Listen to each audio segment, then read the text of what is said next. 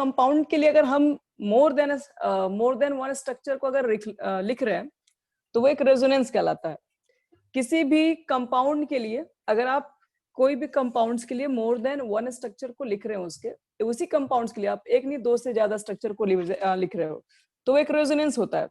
जैसे कि मान लो कि सबसे सिंपल सा एग्जांपल है, सब लोग को पता है बेंजीन के बारे में। तो बेंजीन जब स्टार्टिंग में आपके पास होगा तो इसको एग्जैक्ट स्ट्रक्चर इस तरह से पुट करते हैं हम लोग हैं, ये आपके पास बेंजीन की तरह है। लेकिन बेंजीन को तो हम लोग ऐसे भी तो पुट कर सकते हैं इसके स्ट्रक्चर को।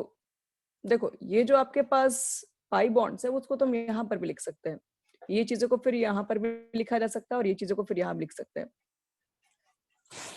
तो ये दोनों को अगर हम मिक्स कर दें तो कुछ इस तरीके से स्ट्रक्चर बनाते हैं।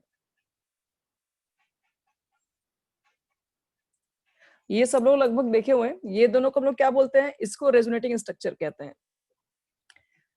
इसी का नाम होता है रेजोनेटिंग स्ट्रक्चर। आप बेंजीन के लिए बताते हो तो कोई एक स्ट्रक्चर नहीं, ये दोनों स्ट्रक्चर होते हैं।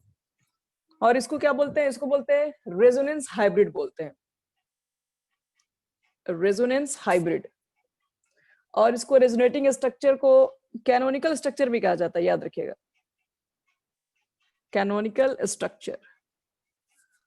और इसको दिया गया था, पहले कौन बताया था इसके बारे में, इसको डेवलप किए थे केकुल। तो रेजोनेंस के बारे में देखो, सबसे पहले बात बता रहे हैं कि क्यों हमें एक, मान लो कि मेरे पास बेंजीन ही है तो क्यों बेंजीन के लिए मुझे एक स्ट्रक्चर क्यों नहीं लिखनी पड़ रही, एक से ज्यादा मुझे स्ट्रक्चर लिखने की क्या जरूरत है? क्या मेरा सारा काम इससे नहीं चल जाएगा कि मुझे इसके लिए भी प्रॉपर्टी लिखने की जरूरत है? क्या इसके लिए मुझे इस स्ट्रक्चर की क्या जरूरत पड़ेगी? तो देखो बताएं, सिंपल से अगर एक लाइन कहा जाए तो एक स्ट्रक्चर से बेंजीन के, आप एक स्ट्रक्चर से सारी प्रॉपर्टी कंपाउंड्स की आप डिफाइन नहीं कर पाएंगे। एक कंपाउंड्स की जितनी प्रॉपर्टी होती है, जैसे मान लो कि बेंजीन की जितनी प्रॉपर्टी होती है, अगर आप चेक करोगे कि इससे क्यों नहीं डिफाइन हो सकती है, तो इससे सारे प्रॉपर्टी को नहीं डिफाइन कर सकते हैं। मान के चलिए कि आप 40 से 50% की प्रॉपर्टी इससे डिफाइन होगी, बाकी की अदर प्रॉपर्टी डिफाइन ही नहीं हो पाएगी इससे। तो फिर अगर हम सिर्फ एक स्ट्रक्चर को काउंट करके चलेंगे तो फिर ये तो गलत हो जाएगा, क्योंकि इससे सारे प्रॉपर्टी तो एक्सप्लेन नहीं हो पा रही है। फिर हम लोग आगे जाएंगे इसके अंदर। सेकेंड स्ट्रक्चर को अगर हम सही मानेंगे तो फिर से यहाँ पर वही बात होगी, सारी प्रॉपर्टी फिर यहाँ पर भी डिफाइन नहीं हो पाएगी। तो जब सारी प्रॉपर्टी एक स्ट्रक्चर से डिफाइन होगी नहीं तो हम एक स्ट्रक्चर को कैसे कंसीडर कर सकते हैं? इसलिए मुझे एक से ज्यादा स्ट्रक्चर की जरूरत पड़ती है ऐसे कंपाउंड्स के लिए। लेकिन बात यह है कि एक प्रॉपर्टी सारे स्ट्रक्चर को, सारे प्रॉपर्टीज को, एक स्ट्रक्चर सारे प्रॉपर्टी को डिफाइन क्यों नहीं कर पा रही है?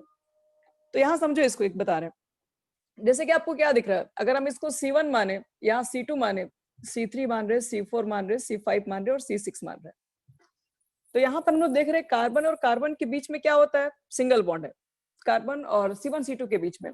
और सिंगल बॉन्ड की जो बॉन्ड लेंथ होती है 1.54 एंगस्ट्रॉम होती है। फिर आप C2 C3 के बीच में आते हैं, C2 C3 के बीच की जो बॉन्ड लेंथ होती है 1.34 होती है एंगस्ट्रॉम। तो यहाँ समझना, C1 C2 के बीच की बॉन्ड लेंथ इतनी है, C2 C3 के बीच की बॉन्ड लेंथ इतनी है। और जब प्रैक्टिकली ऐसा ऑब्जर्व किया गया तो ये मालूम चला आपके पास कि जो आपके पास जो कार्बन और इसके अंदर जो भी बॉन्ड लेंथ है वो कोई डिफरेंस नहीं है। मतलब आप देख रहे हैं कि इसके बॉन्ड लेंथ अलग है, यहाँ की बॉन्ड लेंथ अलग होगी, आप यहाँ जाओगे तो यहाँ की बॉन्ड डिफरेंट है। तो मतलब कहने का है कि यहाँ पर C1 C2 का बॉन्ड लेंथ इतना है, C2 C3 के बीच का बॉन्ड लेंथ इतना है। लेकिन जब एक्सपेरिमेंटल मेजर किया गया तो ऐसा आया कि जो आपके पास कार्बन और कार्बन, मतलब इसमें कहीं भी आप कार्बन कार्बन ले लीजिए, उसके बीच का जो बॉन्ड लेंथ है वो एक्चुअली ना सिंगल है ना डबल है, वो पार्शियली बॉन्ड है। और उसकी जो बॉन्ड लेंथ होती है वो अप्रोक्स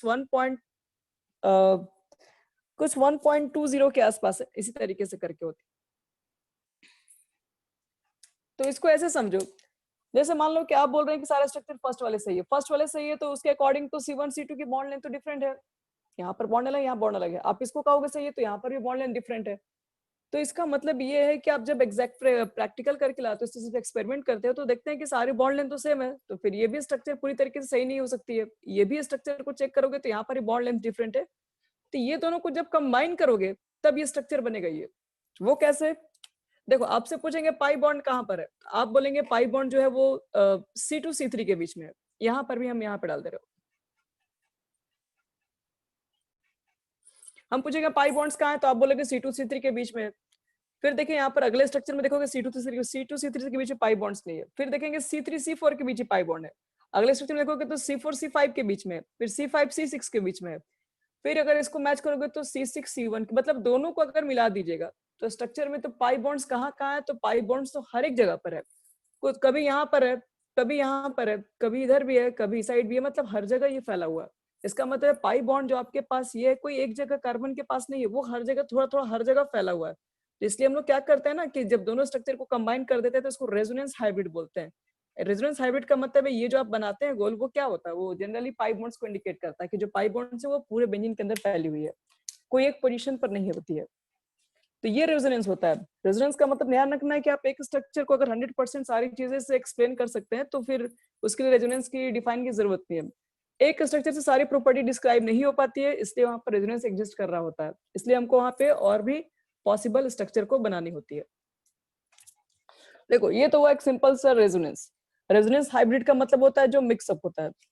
जो आप ऑल भी रेजोनेटिंग स्ट्रक्चर को मिक्स कर दोगे तो वो जो बनेगा उस स्ट्रक्चर को रेजोनेंस हाइब्रिड बोलते हैं। लेकिन बात है कि जो रेजोनेंस जो हाइब्रिड जो होते हैं, जो रेजोनेंस जो होते हैं, वो कैसे बनते हैं, हमें कैसे मालूम चलेगा कि रेजोनेंस कहाँ पर होगा कहाँ पर नहीं होगा। तो देखो रेजोनेंस के लिए पहले याद रखना है कि कॉन्जुगेशन करना पड़ता है। रेजोनेंस के लिए पहले होना चाहिए आपके पास कॉन्जुगेशन। कॉन्जुगेशन का मतलब क्या होना चाहिए, कॉन्जुगेशन का मतलब होता है कि दोज मॉलिक्यूल और species are conjugated in consecutive atom having parallel p orbitals. एक तो आपके पास कॉन्सिक्यूटिव होनी चाहिए, कॉन्सिक्यूटिव पैरेलल p ऑर्बिटल्स।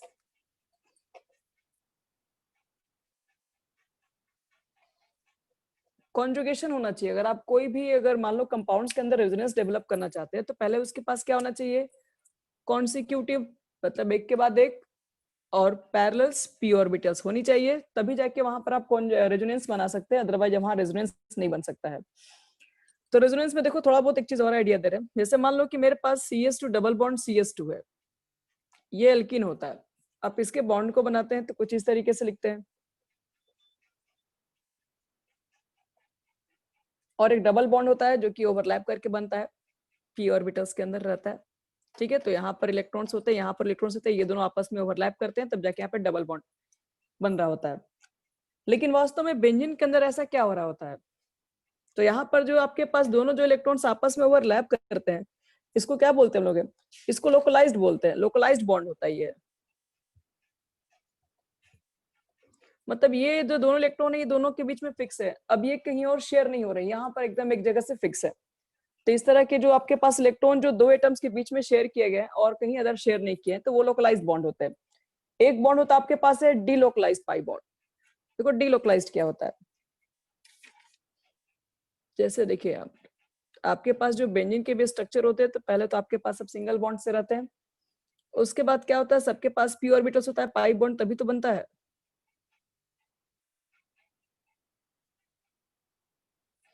और इसके पास क्या होती है, इलेक्ट्रॉन्स होती है, वो इलेक्ट्रॉन सीधे इसमें कहीं भी हो सकती है।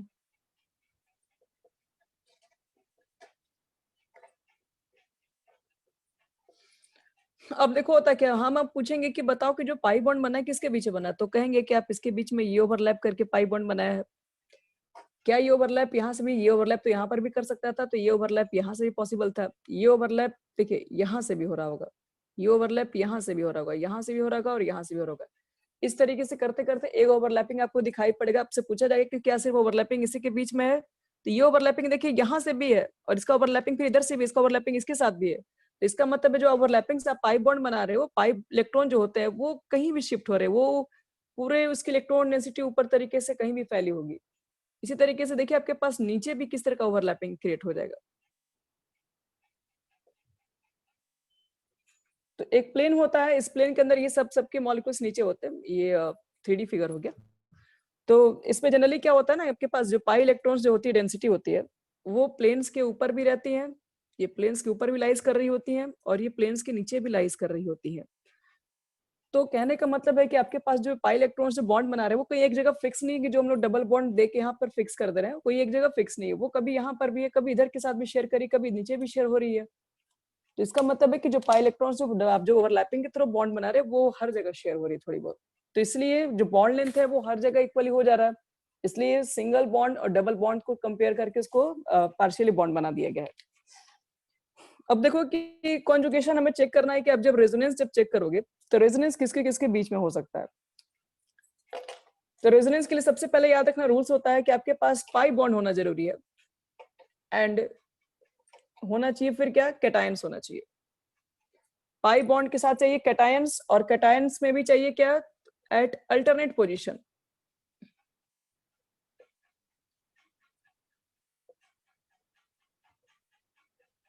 पहली बात। दूसरी बात याद रखना कि पाई बॉन्ड के बीच में भी हो सकता है। पाई बॉन्ड तो आपके पास खैर होना चाहिए, अगर डबल बॉन्ड ही नहीं है तो रेजोनेंस कहां से बनाएंगे आप। पाई बॉन्ड होना चाहिए, और पाई बॉन्ड के साथ क्या होना चाहिए आपके पास, एनायंस भी होगा, और एनायंस भी आपके पास अल्टरनेट पोजीशन पर चाहिए होता है। फिर से आपके पास पाई बॉन्ड्स होना चाहिए, पाई बॉन्ड्स के साथ फ्री रेडिकल्स के बीच में भी रेजोनेंस किया जा सकता है, वो भी अल्टरनेट पोजीशन पे। फोर्थ में याद रखना कि पाई बॉन्ड पाई बॉन्ड के साथ भी बना सकता है फिर से, मतलब डबल बॉन्ड के साथ भी आपस में रेजोनेंस किया जा सकता है। फिर याद रखना कि लोन पेयर, अगर आपके पास मान लो कि एक लोन पेयर है या फिर नेगेटिव चार्ज है और किसी के पास वैकेंट भी है, तो वहां पर भी आपके कॉन्सिक्यूटिव पोजीशन पर याद रखना लगातार होना चाहिए, एक दूसरे के ऊपर एक एक छोड़कर होना चाहिए, तो भी यहाँ पर आप क्या कर सकते हैं, रेजोनेंस बना सकते हैं। और लास्ट आपके पास है कि अगर lone pair and vacant P orbitals consecutive position पर भी होगा तब भी बनाए जा सकते हैं। तो ये सब चीजें, पाई बॉन्ड देखिए होना जरूरी है। पाई बॉन्ड के साथ अगर मान लो पाई बॉन्ड्स नहीं होना तो उसके पास लोन पेयर भी चाहिए, या कंपाउंड्स के ऊपर नेगेटिव चार्ज भी चाहिए, या कोई वैकेंट ऑर्बिटल्स भी होगा पी में या डी में, तो भी वहां पर रेजोनेंस क्रिएट किया जा सकता है। अब देखो सबके एग्जांपल देते हैं रेजोनेंस कहाँ कहाँ बनता है, और फिर उसके बाद इसकी एप्लीकेशन बताएंगे कि रेजोनेंस होने की वजह से होता क्या है कंपाउंड्स के अंदर। देखो सबसे फर्स्ट स्टार्ट कर रहे हैं, जैसे मान लो कि सबसे पहले ले रहे pi bond conjugation with cations ले रहे हैं, और रेजोनेंस से इफेक्ट क्या होता है। जैसे मान लो कि इस कार्बन के ऊपर क्या एक पॉजिटिव चार्ज है, इसको ध्यान समझना। तो ये आपके पास पॉजिटिव चार्ज है तो अभी ये स्टेबल नहीं है, क्योंकि बताया था किसी भी कंपाउंड्स के अंदर मॉलिक्यूलर स्पीसीज के अंदर अगर पॉजिटिव या नेगेटिव चार्ज होता है तो वो पूरी तरीके से भी स्टेबल नहीं होता है, ये डिफिशियंसी भी है। तो डिफिशियंट है तो ये क्या करेगा, देखिए यहाँ से आपके पास जो डबल बॉन्ड में जो 2 इलेक्ट्रॉन्स है, ये डबल बॉन्ड ब्रेक करके इसको यहाँ पुट कर दिया जाता है। तो इसमें होता है, देखो रेजोनेंस कैसे होता है, ये रेजोनेंस कर लिया, यानी कि जो आपके पास CH2 है, यहाँ से बॉन्ड ब्रेक हो गया तो ये चला गया आपके पास यहाँ पर डबल बॉन्ड CH2, जिसकी वजह से इसकी तो बॉन्ड पूरी हो गई, यहाँ पर तो 4 इलेक्ट्रॉन इसके पास पूरा आ गया, लेकिन ये क्या हो गया, फिर ये डिफिशियंट हो गया। अब इसके अलावा तो और कहीं है नहीं आपके पास, तो बस 2 ही, एक ही जगह पाई बॉन्ड है तो एक ही जगह ट्रांसफर किया जा सकता है, फिर ये वापस, तो मतलब वही चीज वापस आना। तो इसका मतलब है कि आपके पास ये जो डबल बॉन्ड है, दोनों कंपाउंड को देख के लिखा जाए, रेजोनेंस हाइब्रिड इसका लिखा जाए, तो डबल बॉन्ड यहाँ पर भी था, कुछ देर बाद यहाँ पर भी चला गया, तो इसका मतलब ये CH2 यहाँ पर भी आपके पास है पार्शियली बॉन्ड होगा, और यहाँ पर पार्शियली बॉन्ड होगा, सॉरी, ये रेजोनेंस हाइब्रिड होता है। और चार्ज यहाँ पर अभी आपके पास था पार्शियली पॉजिटिव चार्ज, और यहाँ पर भी पार्शियल, जहां जहां डेवलप हुआ है। तो देखो रेजोनेंस से हुआ क्या, फिर हम लोग ये कर दिए तो क्या हुआ, देखो रेजोनेंस से एक फायदा हो गया, कंपाउंड की स्टेबिलिटी बढ़ गई। क्यों बढ़ गया कंपाउंड की स्टेबिलिटी, देखो ये अभी इलेक्ट्रॉन डिफिशिएंट था, इसके पास हाईली इलेक्ट्रॉन की कमी हो गई थी, इसके पास इलेक्ट्रॉन्स क्या है, डिफिशियंसी हो गई पूरी तरीके से। अब अगर मान लो कि इसके पास बिल्कुल भी, ऐसे समझो कि इस आदमी के पास बिल्कुल भी रुपया एकदम बहुत कम हो गया, अगर कोई उसको दान देने वाला कोई मिल गया तो क्या होगा, वो थोड़ी सी उसकी कमी को पूरा कर रहा वो है, मतलब ये जो कमी है ये 2 लोगों में बढ़ जा रही है। जैसे मान लो इसको अगर 10 रुपए का नुकसान अगर किसी तरीके से हुआ है, तो अगर ये 5 रुपए का नुकसान अगर हो उसका, तो एक तरीके से कहा जाए इसकी कुछ कमी को हम लोग पूरा कर दिए, थोड़ा सा वो स्टेबल हो गया, पहले कम स्टेबल था अब थोड़ा ज्यादा स्टेबल हो जाएगा, क्योंकि इसकी थोड़ी सी हम लोग डिफिशियंसी को क्या कर दिए, पूरा कर दिए। 10 रुपये का लॉस हुआ था, मान लो 10 लाख का लॉस हुआ था, अभी इतना कहिएगा थोड़ा अच्छा लगेगा, तो 5 लाख को क्या किया, उसको डोनेट कर दिया, अगर कोई मान लो 5 लाख अगर डोनेट किया तो उसकी क्या हुआ, उसकी आप जो डिफिशियंसी थी उसका थोड़ा बहुत अच्छा उसको पूरी होगी, स्टेबिलिटी की तरफ बढ़ रही होगी। तो ये चीजें आप 2 पार्ट में डिवाइड कर दिए, ये प्लस चार्ज को 2 पार्ट में डिवाइड किया, 2 इक्वल पार्ट में डिवाइड कर दिए, तो ये जो आप कमी है दोनों के ऊपर जाएगी, अब मतलब दोनों आधा आधा नुकसान ले लेगा, तो एक के ऊपर ज्यादा लोड नहीं पड़ेगा, इसलिए कंपाउंड स्टेबल हो जाता है। अगर इसके अंदर और भी अगर मॉलिक्यूल्स होता इस तरीके से पाई बॉन्ड के साथ, तो हम लोग बोल सकते थे कि ये और भी स्टेबल हो जाता है। मान लो कि इसके अंदर और भी अगर डबल बॉन्ड पॉसिबल होता तो यहाँ पर जो कमी को पूरा करने के लिए दूसरा अपना बॉन्ड तोड़ के यहाँ पर इसको दे दिया रहता। तो जितने अंदर याद रखना कि रेजोनेंस जितने बनते हैं कंपाउंड्स के अंदर, उस कंपाउंड के अंदर एसिडिटी क्या होती है उतनी ज्यादा हाई होने लगती है। जैसे इसमें और एग्जांपल दे रहे हैं हमें, जैसे यहाँ देखो ये मान लो कि CH2 है, डबल बॉन्ड CH है, फिर सिंगल बॉन्ड CH है, फिर डबल बॉन्ड CH2 है, सॉरी फिर लास्ट में आपके पास CH2 के ऊपर एक पॉजिटिव चार्ज है, कुछ इस तरीके से। अब इसको मुझे चेक करना है कि यहाँ पर रेजोनेंस कितने बार बनाया जा सकता है इसको है। सबसे पहले ज्यादा नहीं, इसके जस्ट बगल वाले ही लोग आएंगे और अपने इलेक्ट्रॉन को यहाँ पुट करेंगे। जैसे ही अपने इलेक्ट्रॉन को यहाँ पर पुट किया जाएगा तो ये जो प्लस चार्ज आपका है वो इसके ऊपर आ जाएगा और यहाँ पर डबल बॉन्ड। फिर ये डिफिशियंसी हो गया, फिर ये इसको हेल्प कर देगा, ये इसको हेल्प करेगा, तो इस बार इस पे चार्ज आ जाएगा आपके पास। ये होता है इसका पोजीशन हम लोग जब भी रेजोनेंस बनाते हैं तो ये आपके पास हो गया CH2 के ऊपर प्लस चार्ज, यहाँ पर CH डबल बॉन्ड CH। तो देखो इसका जो पॉजिटिव चार्ज है वो 3 पार्ट में डिवाइड हो गया, तो 3 पार्ट में डिवाइड हो गया तो अब डिफिशियंसी कुछ कम होगी और भी कम हो गई होगी, तो इसलिए कंपाउंड जो होगा वो ज्यादा स्टेबल हो जाएगा। और चेक करोगे डबल बॉन्ड का पोजीशन कहाँ कहाँ था, देखिए फर्स्ट पर भी है, फर्स्ट पर भी आपको दिख रहा होगा, सेकंड पर भी दिख रहा होगा, थर्ड पर भी दिख रहा होगा, फोर मतलब भी हर जगह बॉन्ड दिख रहा है। इसका मतलब है कि इसमें टोटल बॉन्ड लेंथ जो है वो बिल्कुल सेम हो गए होंगे, पार्शियली बॉन्ड लेंथ क्रिएट हो गए होंगे और लगभग हर जगह बॉन्ड सेम हो गए होंगे। अब देखो इस कंपाउंड के अंदर रेजोनेंस हो सकती है कि नहीं।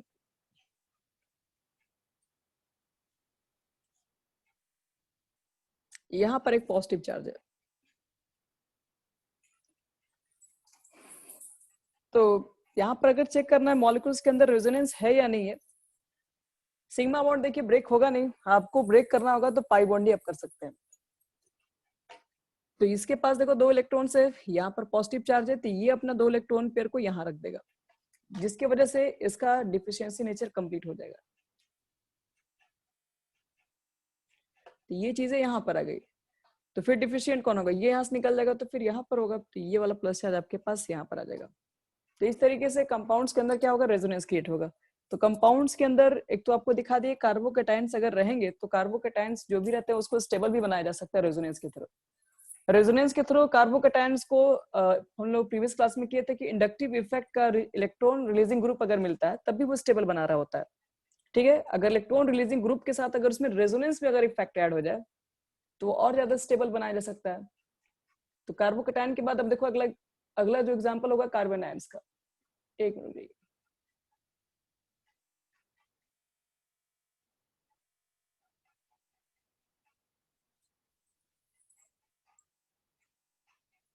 देखिए कुछ कार्बन आयंस के एग्जांपल दिखा रहे हैं।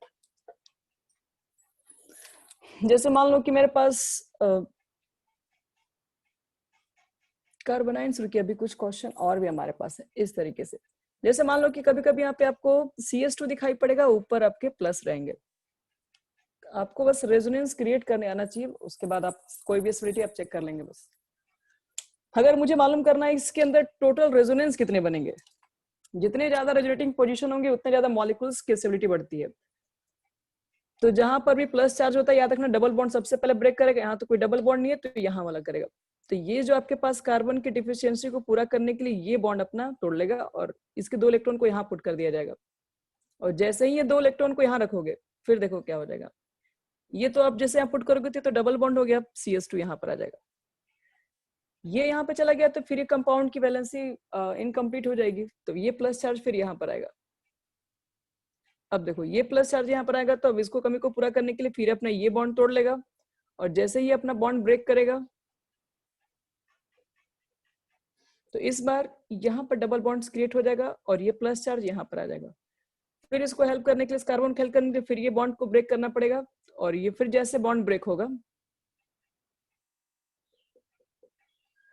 तो यहाँ तो पहले से ही था, ये चीजें यहाँ पर आ जाएंगी, ये प्लस चार्ज यहाँ आ जाएगा और फाइनली लास्ट में क्या होगा, यहाँ पर अब इसको बॉन्ड फिर से वापस उसी पोजीशन पहुंचना है इसको है। अब यहाँ वाला जो कार्बन आपके पास होगा, यहाँ वाला जो डबल बॉन्ड जो क्रिएट कर रहा है, अब ये डबल बॉन्ड फाइनली तोड़ के यहाँ पे डाल देगा, जिसकी वजह से फाइनल स्ट्रक्चर आपको यहाँ पर हो जाएगा, ये डबल बॉन्ड, फिर ये और फिर ये। तो अगर मुझे चेक करना है कि इस मॉलिक्यूल्स के अंदर डबल बॉन्ड्स कहाँ कहाँ है, देख लीजिए यहाँ पर भी है, इस पोजीशन पर भी है, कहीं इस पोजीशन पर भी। मतलब लेकर सारे कंपाउंड्स को अगर मिक्स करोगे, इसका रेजोनेंस हाइब्रिड बनाओगे, तो रेजोनेंस जो आपके पास हाइब्रिड निकल के आएगा वो मॉलिक्यूल्स के अंदर डबल बॉन्ड्स वो हर पोजीशन पर होंगे। तो इसलिए हम लोग शॉर्ट में इस तरीके से कर देते हैं। और यहाँ पर आपके पास यहाँ पर भी सिंस है तो ये पार्शियली बॉन्ड है। रेजोनेंस की वजह से टोटल बॉन्ड्स आपके पास आइडेंटिकल्स हो जाएंगे यहाँ पे, क्योंकि पाई इलेक्ट्रॉन हर जगह हर तरीके से फैल गया। तो आप सिर्फ सिंगल बॉन्ड को या फिर डबल बॉन्ड को देख के वैल्यूज को नहीं बोल सकते थे। अब ये पार्शियली बॉन्ड्स के अंदर आ गया। देखो एक कंपाउंड ऐसा भी है जो कि थोड़ा कंफ्यूजन क्रिएट कर देता है। यहाँ पर पॉजिटिव चार्ज है और इसके अंदर मालूम करने के रेजोनेंस कितने बन सकते हैं। सॉरी, अभी तो खैर एक भी नहीं बनेगा जब तक यहाँ पे डबल बॉन्ड ना डाला जाए। और चेक करते हैं इस पे रेजोनेंस कितने बना सकते हैं हम लोग पहले। सबसे पहला काम किया जाएगा कि इसको डिफिशियंसी है तो ये डबल बॉन्ड अपना ब्रेक करके यहाँ रख देगा, और जैसे ही यहाँ पर ब्रेकिंग होगा तो ये प्लस चार्ज अब इस कार्बन के पास, एक मिनट सॉरी, इसके पास नहीं, यहाँ तो ये आ जाएगा। तो ये तो दोनों का पूरा हो गया, यहाँ पर आ जाएगा आपके पास। फिर क्या होगा, फिर देखा जाएगा कि कार्बन डिफिशियंसी को ये फिर ब्रेक करके इसके पास भेज दिया जाएगा। तो फिर आगे स्ट्रक्चर बढ़ेगा। सॉरी,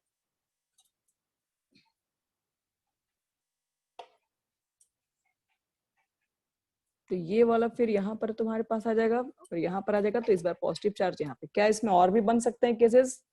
फर्स्ट हो गया, सेकंड। अब कहोगे कि इसको यहाँ पुट कर देंगे तो फिर ये चीजें ऊपर आ जाएंगी। तो इसका मतलब है कि इसके अंदर रेजोनेंस जो गया वो 3 बार निकल गया है। यहाँ पर भी है डबल बॉन्ड, यहाँ पर भी, यहाँ पर भी है। तो इसका रेजोनेंस हाइब्रिड जब मिक्स करोगे तो ये तीनों जगह बॉन्ड्स इसके हैं। पॉजिटिव चार्ज कहाँ कहाँ है? तो पॉजिटिव चार्ज यहाँ पर भी है, यहाँ पर भी है, यहाँ पर भी है। एक जगह पॉजिटिव चार्ज कितने हैं? तो ये तीनों जितना पॉजिटिव चार्ज होगा उसका 1/3 होगा, क्योंकि तीनों जगह पॉजिटिव चार्ज इक्वल पार्ट में डिवाइड किए। जो पॉजिटिव चार्ज जो क्रिएट हुआ उसको हम 3 पार्ट में डिवाइड कर लेंगे। तो ये पॉजिटिव एक था आपके पास, ज्यादा डिफिशियंसी था। अब 3 पार्ट में डिवाइड कर रहे हो तो एक में डिफिशियंसी कम हो रही है।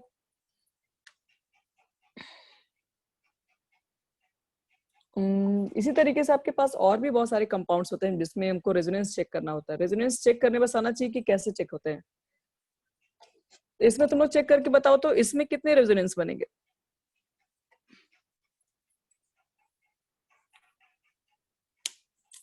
कॉपी पेन अपना लेकर फटाफट चेक कर लो कितने होने चाहिए।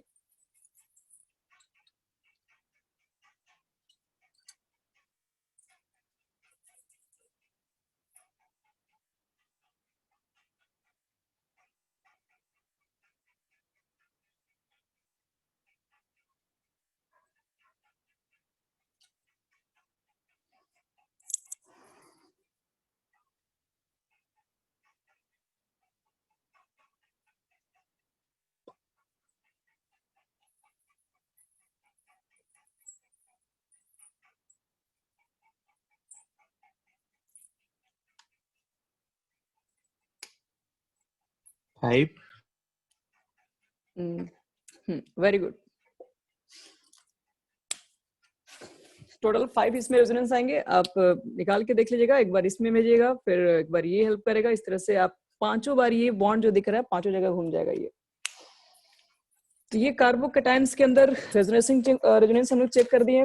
उसके बाद सेम जैसे कार्बोकैटायंस होता है वैसे फ्री रेडिकल्स होते हैं, मतलब उससे ज्यादा वो डिफरेंस नहीं होते हैं, इसलिए फ्री रेडिकल्स भी एक ही तरह का दिखाई पड़ेगा। अब एक क्वेश्चन देखिए, एक मिनट, हाँ कुछ रूल्स पहले बता दो उसके बाद क्वेश्चन पूछ रहे हैं।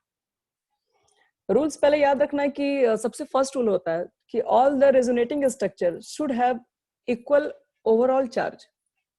जैसे कि मान लो कि तुम्हारे पास अगर ऐसे कंपाउंड्स है, आपने इसके अंदर रेजोनेंस बना लिया, तो पूरे कंपाउंड्स के अंदर याद रखिएगा जो चार्ज होगा वो चार्ज कभी एक से ज्यादा नहीं हो सकता है। मतलब यहाँ पर चार्ज है, कभी भी ऐसा नहीं होगा कि चार्ज 2 पार्ट में डिवाइड हो गया एक ही मॉलिक्यूल्स के अंदर।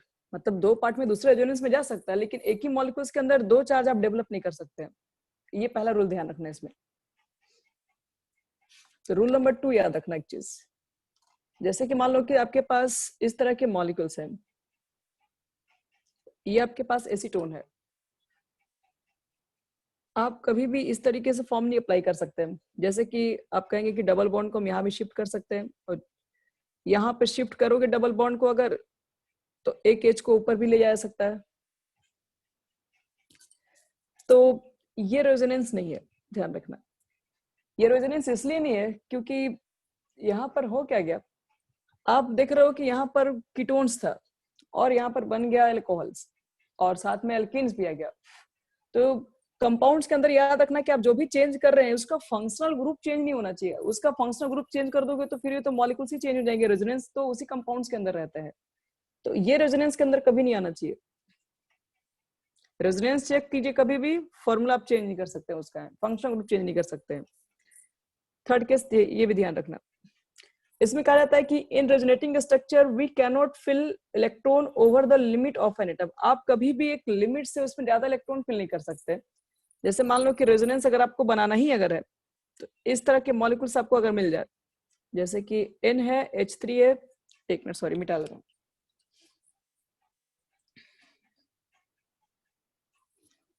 जैसे मान लो कि आपके पास एक मॉलिक्यूल्स ले लो, ये मान लो नाइट्रोजन आपके पास है। अब नाइट्रोजन आप देख रहे हैं कि 4 बॉन्ड यहाँ पर बन रहा है, तो हम यहाँ पर पॉजिटिव लिख दे रहे हैं। तो अब हम पूछ रहे हैं कि इसके अंदर रेजोनेंस हो सकता है या नहीं है। पॉजिटिव है इसके ऊपर, पॉजिटिव देखे तो बनाया जा सकता है। तो कहेंगे कि आप इसको यहाँ डाल दिया जाए। जैसे उसको आप वहां पे डालोगे, होगा क्या है, डबल बॉन्ड आ जाएगा। क्या नाइट्रोजन 5 बॉन्ड कभी बना सकता है? 2 बॉन्ड यहाँ पर है, 3 बॉन्ड ऊपर है। तो नाइट्रोजन कभी भी 5 बॉन्ड बना नहीं सकता, उसके पास है ही नहीं। एक तो आप जानते हैं कि नाइट्रोजन में 2p3 होता है और एक आपके पास लोन पेयर होते हैं। 2p3 3 आपके पास बॉन्ड बना चुका है। एक बहुत होता था कोऑर्डिनेट बॉन्ड डोनेट करके बनाते, इसके वजह से उसके ऊपर प्लस चार्ज है। अब 2 इलेक्ट्रॉन वो कहाँ लेगा, उसके पास तो जगह ही नहीं है। तो आप उसके लिमिट से ऊपर आप नहीं पुट कर सकते, मतलब ये रेजोनेंस में नहीं जा सकता है कभी भी। इस तरह से होगा तो गलत हो जाएगा। लेकिन इसी की तरह देखो एक और कंपाउंड दिखाते हैं। सपोज कि इसके पास तुम्हारे पास PS3 है और यहाँ पर P के ऊपर पॉजिटिव चार्ज है, क्या यहाँ रेजोनेंस कर सकते हैं?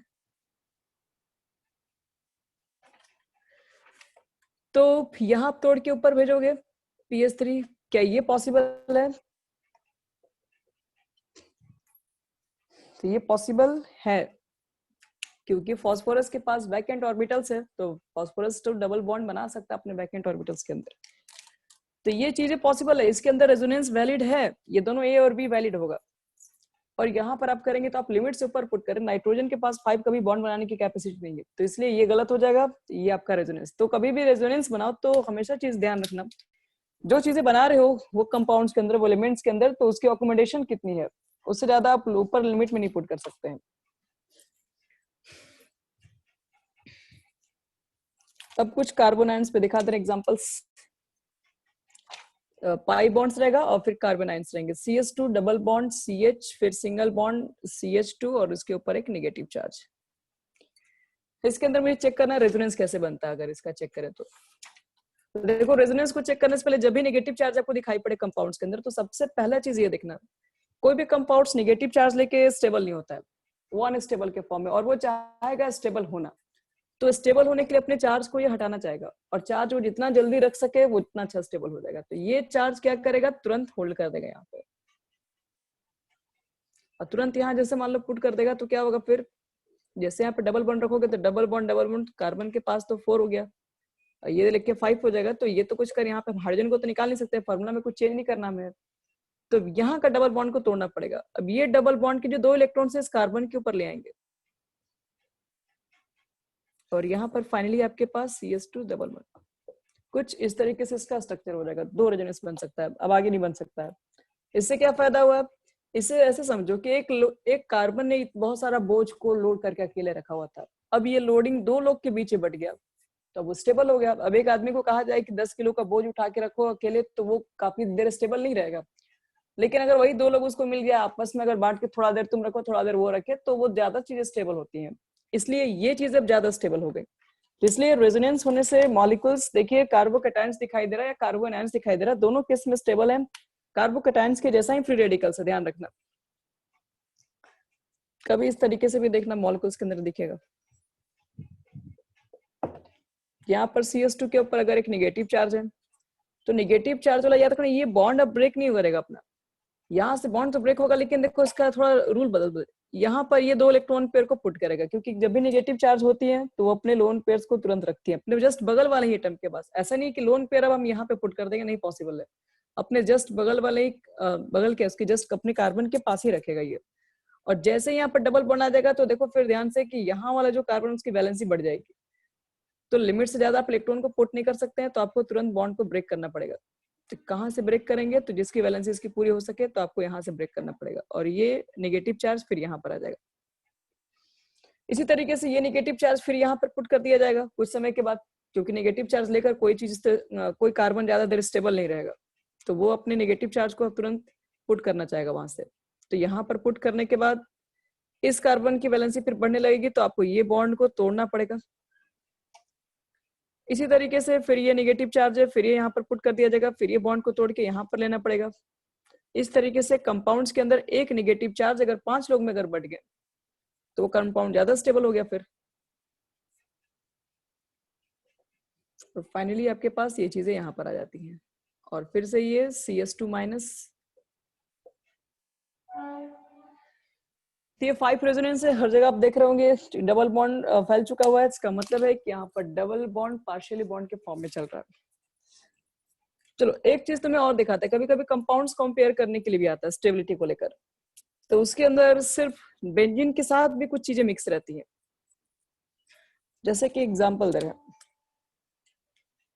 जैसे मान लो CS2 अभी तुम लोग करके देख लिए, वो तो हमें समझ में आ गया। CS2 के ऊपर अभी एक माइनस तो है, और इस माइनस के साथ साथ यहाँ पर देखिए बेंजल डिहाइड भी लगा हुआ है, CHO ग्रुप भी लगा हुआ है। मान लो एक मिनट,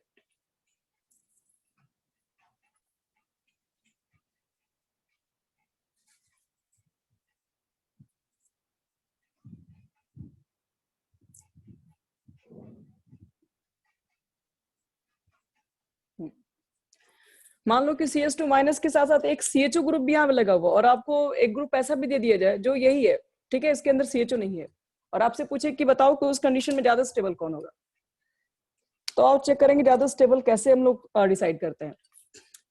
वही पहले काम कीजिए, इसके अंदर पहले क्या करेंगे, इस डबल बॉन्ड को यहाँ पर पुट करेंगे।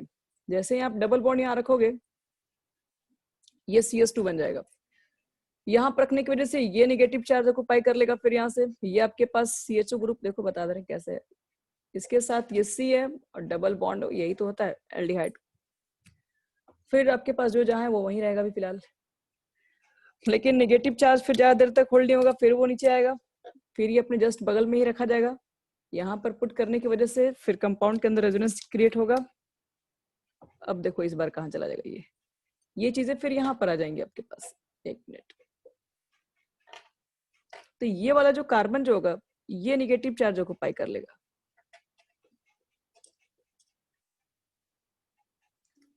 अब इसके बाद क्या करेंगे इसमें हम लोग, ये नेगेटिव चार्ज तो यहाँ पर होल्ड हो चुका है, अब इस नेगेटिव चार्ज को हम चाहेंगे तो यहाँ पुट कर सकते हैं, अब हम नेगेटिव चार्ज को चाहेंगे तो हम यहाँ पर भी पुट कर सकते हैं।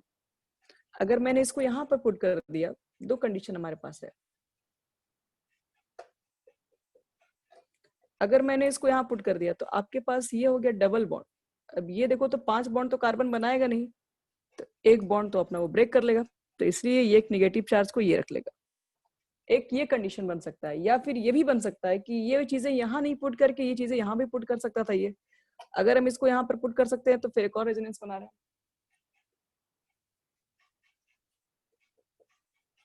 देखो ये चीजें यहीं पर रखने दो, अब इसको हम यहाँ पर रख देंगे तो फिर ये नेगेटिव चार्ज यहाँ पर आ जाएगा, फिर वापस ये चीजें को यहाँ पर पुट कर दिया जाए तो आपके पास CS2 के ऊपर एक माइनस चार्ज हो जाएगा। और फाइनली आप चेक करेंगे कि कंपाउंड में 1 2 3 4 5 6 आपको 6 तरीके के रेजोनेंस दिखाई पड़ रहे हैं।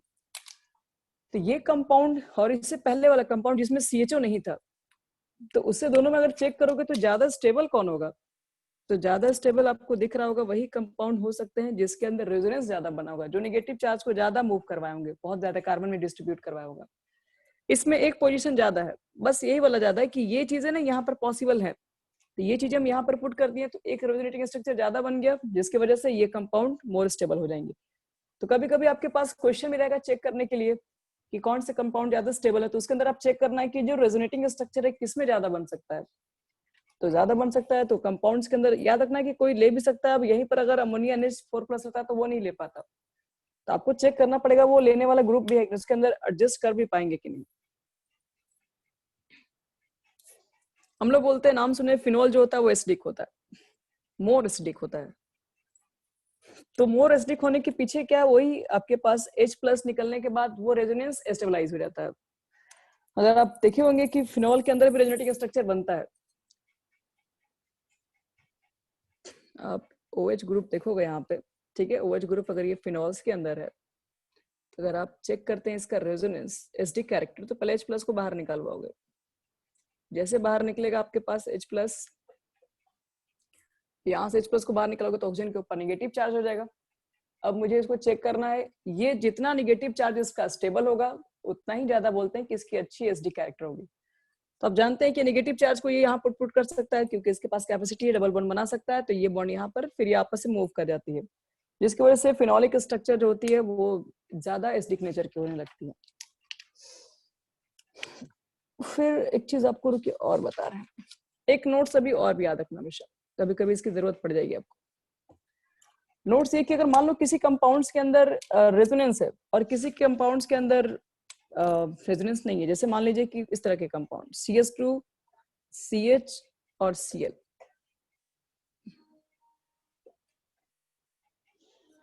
इस कंपाउंड के अंदर रेजोनेंस हो सकती है। क्यों हो सकती है? क्योंकि मुझे पता है कि इसके पास लोन पेयर है, तो लोन पेयर भी पुटअप किया जा सकता है। जैसे ये दो लोन पेयर अगर यहाँ पे रख के बॉन्ड बनाएगा तो फिर इसके अंदर से क्या हो सकता है, यहाँ पर हम लोग चाहेंगे तो देखो इस तरीके से भी रेजोनेंस के अंदर क्रिएट कर सकते हैं। CH2 के ऊपर कर दो पॉजिटिव, अब यहाँ पे डबल बॉन्ड आ गया, अपना दो लोन पेयर निकाला तो उसके ऊपर से पॉजिटिव चार्ज, सॉरी एक मिनट, ये नेगेटिव चार्ज होगा क्योंकि ये बॉन्ड टूट गया ना। तो कंपाउंड पहले भी न्यूट्रल था, प्लस माइनस अभी भी आ गया, अभी भी ये न्यूट्रल है, तो ये रेजोनेंस ऐसे कंडीशन में भी बनाए जा सकते हैं। दूसरी बात, आपको ये बॉन्ड लेंथ दे दिया गया, दूसरा बॉन्ड लेंथ ये भी दे दिया गया, CH3, CH2, Cl, और कभी कभी चेक करने के लिए आता है कि किसकी बॉन्ड लेंथ ज्यादा है CCl के बीच में। तो याद रखना कि जिस कंपाउंड्स के अंदर रेजोनेंस बनती है वो कंपाउंड की बॉन्ड लेंथ हमेशा कम होती है। जितना ज्यादा रेजोनेंस बनेगा, मॉलिक्यूल्स नजदीक आ जाती हैं जिसकी वजह से बॉन्ड लेंथ उसकी कम होने लगती है, तो हमेशा ये दूसरा मॉलिक्यूल्स की बॉन्ड लेंथ फर्स्ट वाली से ज्यादा होगी। मॉलिक्यूल्स के अंदर जितना ज्यादा रेजोनेंस बनता है उतना ही उसकी बॉन्ड लेंथ धीरे धीरे कम होने लगती है। तो इसी पर एक क्वेश्चन था हमारे यहाँ पे, तो आपको मालूम करना है किसमें से किसकी बॉन्ड लेंथ ज्यादा होगी।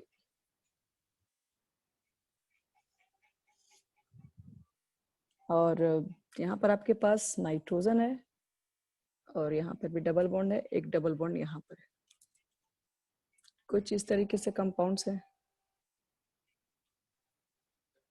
एक डबल बॉन्ड फिर से यहाँ पर है और फिर से वही चीज यहाँ पर ग्रुप है आपके पास है। नाइट्रोजन के पास एक लोन पेयर होगा,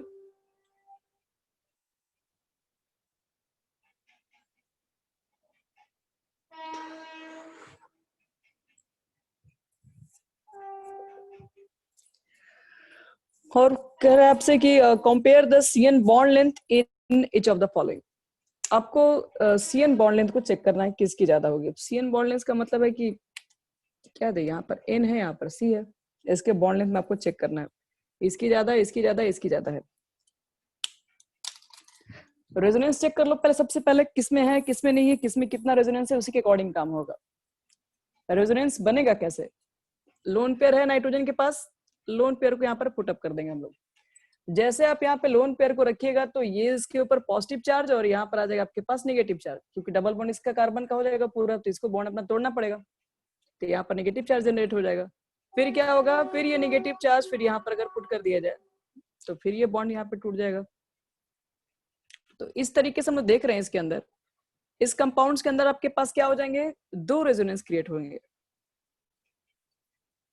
यहाँ पे चेक करते हैं, ये आप लोन पेयर को यहाँ पुट कर देंगे तो फिर क्या होगा, तो ये वाले मॉलिक्यूल्स अपना बॉन्ड तोड़ लेगा और फिर पुट करेगा, तो फिर आगे कोई तोड़ने वाला ही नहीं है, तो इसलिए अब ये आगे बढ़ेगा नहीं। इसमें सिर्फ एक ही रेजोनेंस होगा, आगे स्ट्रक्चर रुक जाएगा, क्योंकि यहाँ पुट कर देगा तो जरूर से ज्यादा हो जाएगा, तो फिर पॉसिबल ही नहीं है, ले ही नहीं सकता कंपाउंड्स। यहाँ पर ये पुट कर देगा तो फिर पुट कर देगा तो बैलेंस ही इधर का गड़बड़ा जाएगा, क्योंकि यहाँ पर तो इसको हेल्प करने वाला ये बगल में नहीं है, कॉन्सिक्यूटिव है नहीं है, तो इसलिए इसके अंदर तो रेजोनेंस बनेगा ही नहीं, नो रेजोनेंस। और जिसके अंदर बताएं कि रेजोनेंस नहीं बनता है, उस कंपाउंड्स के अंदर बॉन्ड लेंथ उसकी ज्यादा हो जाएगी, तो सबसे बड़ा बॉन्ड लेंथ इसके अंदर होगा, फिर इसके अंदर होगा, सबसे कम इधर हो जाएगा। तो कभी कभी आपके पास मॉलिक्यूल्स के अंदर बॉन्ड लेंथ भी कंपैरिजन करने के लिए आएगा, तो आप बस इसको इतना ही चेक कर लेना उसके अंदर है किस कंपाउंड्स के अंदर रेजोनेंस ज्यादा है, जिसमें ज्यादा बन रहा होगा उसमें बॉन्ड लेंथ कम हो जाती है। चलो अब जो बताने जा रहे हैं एक बहुत इंपॉर्टेंट बताने हैं, इसके अंदर कभी कभी ये भी चेक करने के लिए आती है एसडी के स्ट्रेंथ के बारे में भी। आओ चेक कर लेते हैं एसडी के स्ट्रेंथ को लेकर।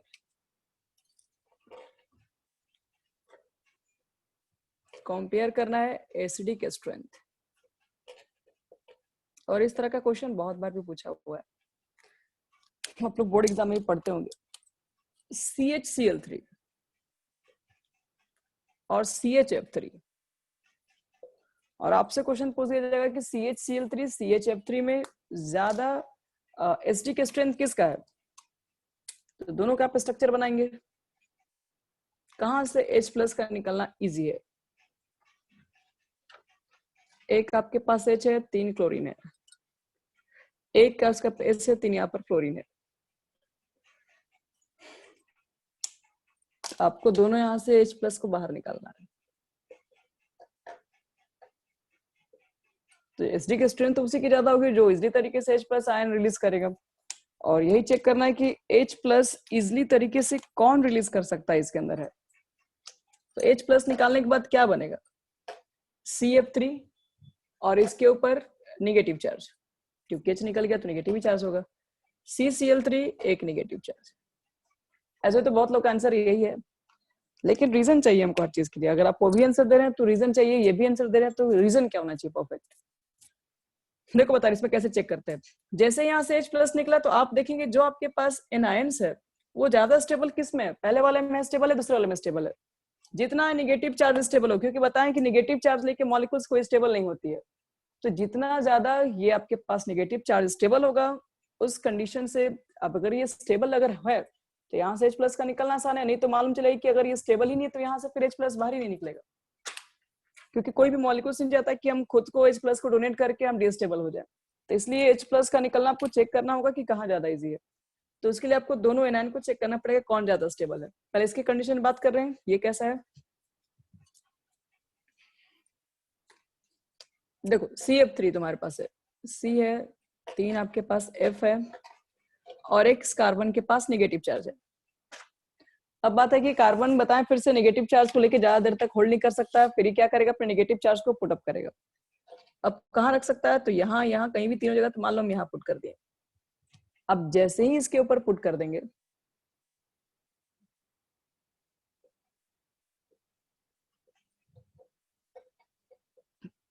तो डबल बॉन्ड हो जाएगा और फ्लोरीन के ऊपर एक माइनस। लेकिन कभी भी फ्लोरीन आज तक डबल बॉन्ड बना नहीं सकता है। फ्लोरीन के एक तो सेकेंड पीरियड का एलिमेंट्स है, एक सिंगल बॉन्ड बना के अपना 8 पूरा कर ही लिया, तो वो डबल बॉन्ड तो कभी नहीं बनाएगा। तो ये तो पॉसिबल नहीं, आप लिमिट से ज्यादा रख रहे हैं। फ्लोरीन के पास आउटर मोस्ट में 7 इलेक्ट्रॉन है, एक लेकर वो अपना 8 पूरा कर चुका है, डबल बॉन्ड नहीं बना सकता है। तो इसलिए याद रखना कि अब ये पॉसिबल ही नहीं है, आप इसके अंदर नहीं काम कर सकते हैं। फिर क्या करेंगे हम लोग, तब तो यहाँ पर निगेटिव चार्ज देख रहे हैं ज्यादा स्टेबल नहीं है। क्यों नहीं है, क्योंकि यहाँ पर फ्लोरीन के पास कैपेसिटी नहीं है 8 से ज्यादा इलेक्ट्रॉन रखने की। फिर CCl3 को देखो, Cl के ऊपर निगेटिव चार्ज है यहाँ पर, तो ये जो आपके पास कार्बन के ऊपर निगेटिव चार्ज है, ये चाहेगा तो यहाँ पुट कर सकता है। अगर ये यहाँ पर रख लेगा तो आपको ये चेक करना है कि क्या ये Cl डबल बॉन्ड बना सकता है, तो बिल्कुल बना सकता है। Cl के पास वैकेंट ऑर्बिटल्स हैं, आराम से बॉन्ड बना सकता है। तो इसलिए यहाँ पर ये चीजें पुट की जा सकती हैं। और अगर चाहेगा, अगर मान लो तो ये चीजें यहाँ रखकर यहाँ पर भी रख सकता है, मतलब ये निगेटिव चार्ज यहाँ पर भी पुट कर सकते हैं, ये निगेटिव चार्ज यहाँ पर भी, मतलब ये निगेटिव चार्ज यहाँ पर 3 जगह डिवाइड कर सकते हैं। 3 जगह डिवाइड करने की वजह से क्या होता है, निगेटिव चार्ज आपका ज्यादा स्टेबल हो जाएगा, और ये अगर स्टेबल हो गया तो फिर यहाँ से H+ निकलना इजी है क्योंकि निकलने के बावजूद भी कंपाउंड स्टेबल है। तो CH जो Cl3 होता है, ध्यान रखना कि वो मोर स्टेबल होता है उस CHF3 के कंपैरिजन में।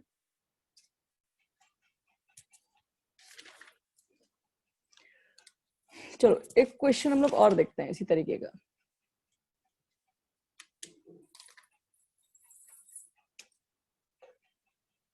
कंपेयर करना है इस बार हमें एसडी के स्ट्रेंथ, किसका कंपेयर किया जाए और देखते हैं।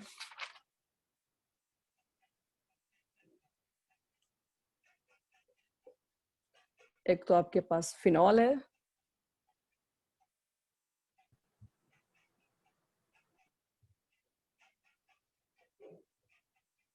फिनॉल के साथ, एक मिनट, दोनों के दोनों ही फिनॉल है, एक में F लगा हुआ है और एक में फिर से यहाँ पर Cl लगा हुआ है। अब अगर यहाँ पे चेक करना पड़ेगा किसका एसडी का स्ट्रेंथ ज्यादा होगा।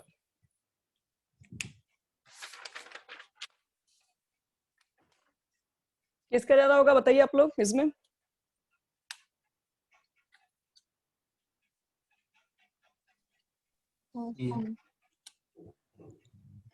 फर्स्ट या सेकंड? फर्स्ट। फर्स्ट। फर्स्ट में एक कम बनेगा क्योंकि यहाँ पर डबल बॉन्ड नहीं आ सकता फ्लोरीन के साथ, तो ये आपके पास एसडी का स्ट्रेंथ ज्यादा हो जाएगा क्योंकि क्लोरीन यहाँ पे डबल बॉन्ड ले सकता है जब इलेक्ट्रॉन नेगेटिव चार्ज यहाँ पुट हो। इस तरह से चेक करो, यहाँ से पहले H को पहले बाहर निकालना होगा, यहाँ से H बाहर निकलेगा, H+ के फॉर्म में निकलेगा, यहाँ पर ऑक्सीजन के ऊपर माइनस होगा, हमको चेक करना पड़ेगा वहां पे ज्यादा स्टेबल कौन सा होगा। जितना ज्यादा स्टेबल होगा आपके पास नेगेटिव चार्ज, उतनी ज्यादा एसडी का स्ट्रेंथ उसकी बढ़ेगी। इस तरीके से कोई भी कंपाउंड्स के अंदर रेजोनेंस आपको अप्लाई करना होगा, मालूम करना होगा, तो आप तुरंत निकाल सकते हैं किसी भी कंपाउंड्स के अंदर। देखो एक मिनट और, रेजोनेंस तो आपका हो गया। रेजोनेंस के साथ एक हम लोग हाइपर कॉन्जुगेशन, देखो हाइपर कॉन्जुगेशन बहुत इजी टॉपिक है, तुरंत हम 5 मिनट में समझा दे रहे हैं। 1 मिनट, टाइम कितना है? टाइम है 5 मिनट में हो जाएगा। देखो हाइपर कॉन्जुगेशन भी कुछ इसी तरीके का, बस थोड़ा सा डिफरेंस है।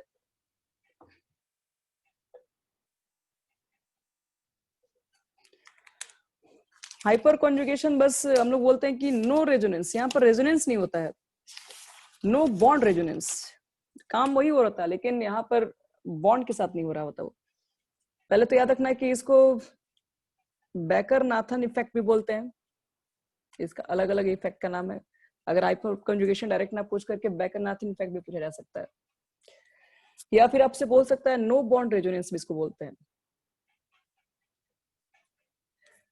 या फिर कहोगे तो सिग्मा बॉन्ड रेजोनेंस भी इसको कहा जाता है। जिस तरीके से हम लोग अभी रेजोनेंस को पढ़े थे तो उसमें पाई बॉन्ड्स, पाई इलेक्ट्रॉन्स की इधर उधर मूवमेंट हो रही थी, यहाँ पर इसको नो बॉन्ड रेजोनेंस या फिर सिग्मा बॉन्ड रेजोनेंस भी बोलते हैं।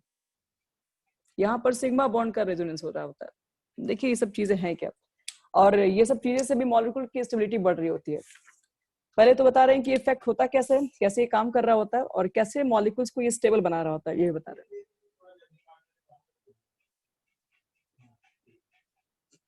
देखो अगर मान लो सबसे पहले बात, यहाँ कार्बन के ऊपर पॉजिटिव चार्ज आ गया तो रेजोनेंस तो यहाँ होगा नहीं क्योंकि किसी के पास भी डबल बॉन्ड नहीं है, तो अल्टरनेटिव भी आपके पास है नहीं। तो अब क्या होगा, ये फिर कैसे स्टेबल होगा? देखो यहाँ पर क्या होता है, यहाँ पर हम लोग देखते हैं alpha carbon atom, sorry alpha carbon नहीं, अल्फा हाइड्रोजन चेक करना पड़ता है। इस इफेक्ट का नाम भी होता है अल्फा हाइड्रोजन एटम। यहाँ पर अगर आपके पास अल्फा हाइड्रोजन एटम अगर प्रेजेंट होंगे तो इस मॉलिक्यूल की एसिडिटी को ही बढ़ा देते हैं। कैसे बढ़ाते हैं देखो बता रहे हैं, यहाँ पर ये देखो, तो पहले अल्फा किसको कहते समझा रहे हैं, ये कार्बोकैटायंस के जो जस्ट बगल में होंगे कार्बन, उसको अल्फा कार्बन कहेंगे, इसके जस्ट आगे जो होगा इसको बीटा, ये अल्फा कार्बन है और इस कार्बन के साथ जो हाइड्रोजन लगा होगा उसको अल्फा हाइड्रोजन एटम कहेंगे। तो ये आपके पास डिफिशियंसी है, इसके पास इलेक्ट्रॉन्स की जरूरत है। तो ये क्या होता है कि यहाँ पर सिग्मा बॉन्ड है, यहाँ पर ये अपना बॉन्ड को ब्रेक होगा, यहाँ पर सिग्मा बॉन्ड ब्रेक होता है, और जैसे ही मान लो सिग्मा बॉन्ड को ब्रेक करेंगे तो यहाँ पर डबल बॉन्ड, उसके 2 इलेक्ट्रॉन जो यहाँ पर शिफ्ट हो जाएंगे और ये आपके पास H+ के फॉर्म में बाहर निकल जाएंगे। लेकिन ये चीजें तो इसकी वजह से ये स्टेबल हो गया, अब कहा जाए तो ये स्टेबल हो गया, तो फिर इसका क्या हुआ, तो ये मॉलिक्यूल्स कहा जाए जो पूरी तरीके से भी अनस्टेबल थी। इस कंपाउंड्स के अंदर बताए थे आपको कि कभी एक रिएक्शन कराओगे तो बीच में आपको अनस्टेबल का केस दिखाई पड़ेगा, जब तक कोई स्टेबल नहीं होगा तब तक कोई प्रोडक्ट फॉर्म नहीं कर रहा है। तो प्रोडक्ट को फॉर्म करने के लिए पहले यहाँ पर आपके पास सिग्मा इम्पैक्ट होता है रेजोनेंस, ये मॉलिक्यूल अपना बॉन्ड तोड़ सकता है, सिर्फ सिग्मा ही होगा याद रखना, इसके और भी आगे वाला होगा तो अल्फा हाइड्रोजन के साथ बीटा आप नहीं ले सकता कहीं भी। चाहता तो देखो ये भी अपना H+ ब्रेक करके इसको दे सकता था, और चाहता तो ये भी ऐसा काम कर सकता था। इसका मतलब है कि इस डिफिशियंसी को कम करने के लिए आपके पास 3 तरह के अल्फा हाइड्रोजन है, इसके डिफिशियंसी को 3 तरीके से कम किया जा सकता है। तो यही होते हैं आपके पास जो हाइपर कॉन्जुगेशन होते हैं, जो कि बैकर-नाथन इफेक्ट है, जो कि नो बॉन्ड, यहाँ पर बॉन्ड का रेजोनेंस, अपना बॉन्ड के रेजोनेंस यहाँ पे नहीं होता, मतलब एक बॉन्ड तोड़ के दूसरे बॉन्ड पे शिफ्ट नहीं करते हम लोग, यहाँ पर पूरा ही सिग्मा बॉन्ड ब्रेक हो जाता है, एक भी बॉन्ड नहीं रहता है, और ये 2 इलेक्ट्रॉन्स क्या होते हैं, आगे बढ़ जाते हैं, जिसकी वजह से ये आपके पास इफेक्ट चलते जाता है। तो ये पूरा इफेक्ट किसके ऊपर डिपेंड होता है, इसके पूरा इफेक्ट डिपेंड होता है कि आपके पास कंपाउंड्स के अंदर कितना ज्यादा अल्फा हाइड्रोजन एटम है। जितना ज्यादा आपके पास अल्फा हाइड्रोजन एटम होगा उस कंपाउंड की एसिडिटी बढ़ जाती है।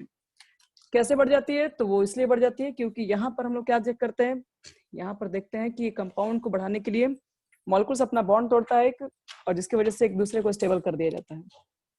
जैसे कि मान लो और भी दिखा रहे हैं इसमें चीजें, नंबर ऑफ आपके पास कभी कभी हाइपर कॉन्जुगेशन स्ट्रक्चर ही फाइंड करने के लिए दे दिया जाता है।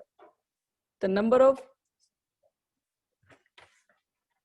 Hyper conjugation structure is equal to होता है number of alpha hydrogen atom. जितने आपके पास हाइपर कॉन्जुगेशन के स्ट्रक्चर बनेंगे वो उतने ही बन सकते हैं जिसके पास आपके पास अल्फा हाइड्रोजन एटम के नंबर्स होंगे।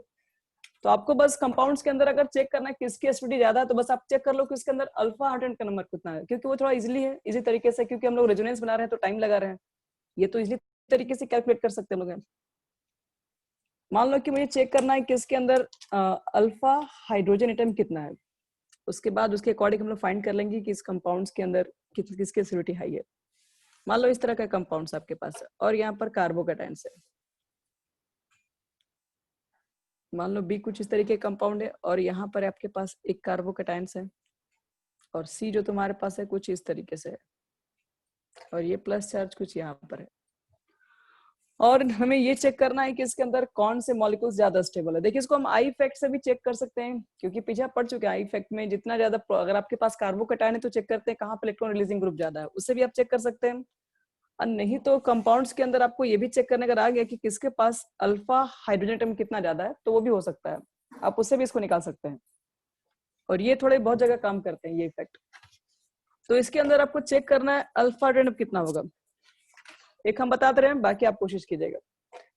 यहाँ पे जो कार्बन होंगे तो इस कार्बन को अल्फा नहीं बोलेंगे क्योंकि तो पॉजिटिव चार्ज इसके ऊपर है, इससे जो बगल में जो कार्बन जो सटे हुए रहते हैं उसको अल्फा बोलते हैं, ये वाला कार्बन और ये कार्बन अल्फा होगा।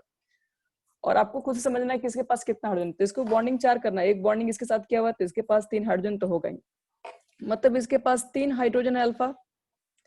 यहाँ चेक कर लो तो ये कार्बन और ये कार्बन, 3 कार्बन से बॉन्डिंग है, इसके पास सिर्फ एक ही हाइड्रोजन होगा। तो यहाँ पर आप चेक करेंगे तो 3 हाइड्रोजन यहाँ पर, एक यहाँ पर, यानी कि यहाँ पर अल्फा हाइड्रोजन एटम कुल मिला के 4 आएगा। अगर बी कंपाउंड में चेक करना है कि यहाँ पर कितना अल्फा हाइड्रोजन होगा तो कितना बोलोगे तुम लोग, इसको चेक करके बताओ।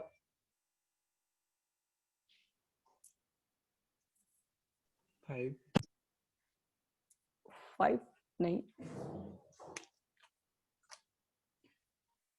8 वेरी गुड 8 होगा। यहाँ पर देखो 3 होगा, 3 यहाँ पर होगा और यहाँ वाले पे 2 होगा, तो ये कुल मिला के 8 हो जाएगा। अब यहाँ वाले पे अगर चेक करना है कितना होगा, तो इससे अटैच सिर्फ ये है, कितना आएगा इस पर 1।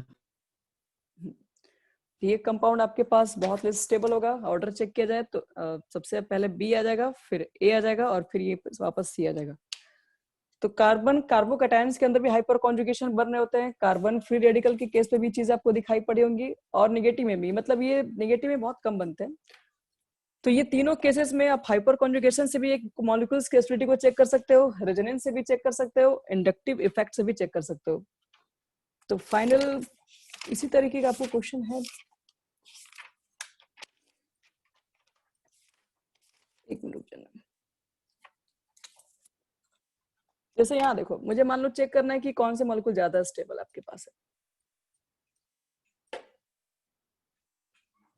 फर्स्ट है, इस तरह के कंपाउंड्स को अगर चेक करना होगा हमें, बस ये चीजें यहाँ पर है।